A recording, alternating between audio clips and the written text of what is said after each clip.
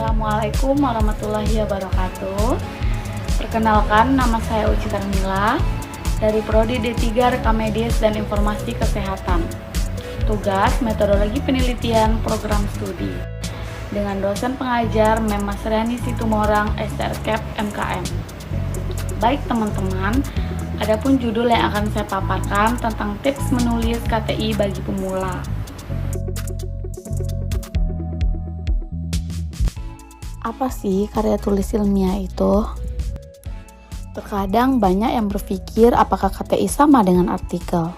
Oke, berikut penjelasannya. Karya tulis ilmiah adalah karya tulis yang disajikan secara ilmiah. Karakteristik keilmiahan sebuah karya tulis terdapat pada isi, penyajian, dan bahasa yang digunakan. Isi karya tulis ilmiah bersifat keilmuan, rasional, objektif, dan tidak memihak serta spesifik pada sebuah topik secara mendalam.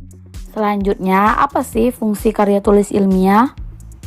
Yang pertama, sebagai rujukan dalam mempersiapkan karya tulis atau kegiatan ilmiah, seperti seminar, penelitian, dan diskusi panel.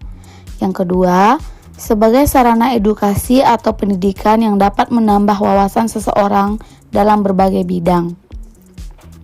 Yang ketiga, sebagai sarana penyebar luasan perkembangan bidang ilmu kepada masyarakat atau kelompok tertentu.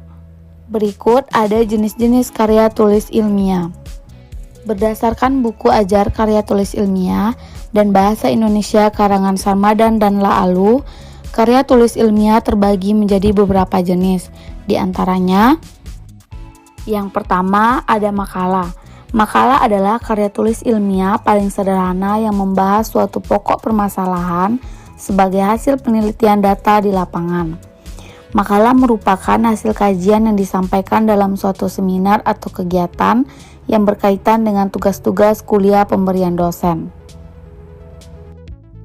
Yang kedua, kertas kerja. Mirip dengan makalah, tetapi memiliki tingkat analisis yang lebih serius, dalam, dan tajam. Biasanya kertas kerja ditulis untuk dipresentasikan pada seminar atau lokakarya yang dihadiri oleh ilmuwan. Yang ketiga, skripsi. Skripsi merupakan karya tulis ilmiah yang mengemukakan pendapat penulis berdasarkan hasil penelitian lapangan dan didukung dengan pendapat orang lain.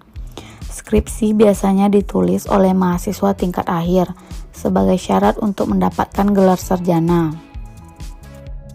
Yang keempat ada artikel. Artikel berisi pendapat, sikap, atau tulisan subjektif mengenai suatu topik dengan alasan dan bukti yang mendukung pendapatnya. Yang kelima, esai. Esai bertujuan mengekspresikan opini penulisnya sebagai analisa akhir. Sebuah esai yang baik ditunjukkan jika penulisnya dapat menggabungkan fakta dengan imajinasi, pengetahuan dengan perasaan, tanpa mengedepankan salah satunya. Yang keenam, opini.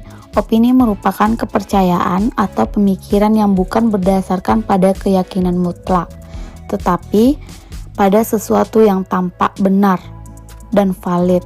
Opini ditulis berdasarkan pemikiran atau penilaian seseorang terhadap suatu hal. Yang ketujuh, fiksi. Salah satu ciri utama yang pasti ada dalam tulisan fiksi ialah isinya berupa kisah rekaan. Meski begitu, penulisan fiksi tidak boleh sembarangan. Unsur-unsur seperti penokohan, plot, konflik, klimaks, dan sebagainya tetap harus diperhatikan. Yang kedelapan, karangan ilmiah, berisi serangkaian hasil pemikiran yang diperoleh dengan sifat keilmuan. Nah, menulis karya ilmiah sebenarnya tidaklah sulit, hanya butuh ketekunan dan kesabaran untuk melakukannya. Langkah yang pertama, kalian harus cari topik yang menarik. Mencari topik yang menarik tentu adalah suatu keharusan.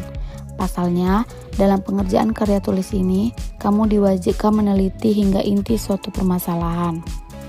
Yang kedua, pahami struktur kaidah penulisan. Poin yang tak kalah penting dalam penulisan karya ilmiah adalah memahami dengan baik. Struktur dan kaidah penulisannya dalam berbagai jurusan biasanya memiliki mata kuliah masing-masing terkait kepenulisan karya tulis ilmiah. Yang ketiga, mulai tentukan judul dan batasi masalah. Yap, setelah kamu berhasil menentukan topik pembahasan sesuai dengan yang kamu inginkan, kamu dapat memulai menyusun judul kasar untuk karya tulis ilmiah yang kamu kerjakan. Penyusunan judul ini harus didasari dengan kaidah yang telah ditentukan ya teman-teman. Yang keempat, mencari mentor dan belajar melalui online career class. Demikianlah tips menulis karya tulis bagi pemula. Intinya, untuk menulis kita harus banyak berlatih dan tekun, serta sabar dalam membuat sebuah karya tulis. Bye-bye, sampai jumpa lagi di video selanjutnya. Terima kasih, assalamualaikum.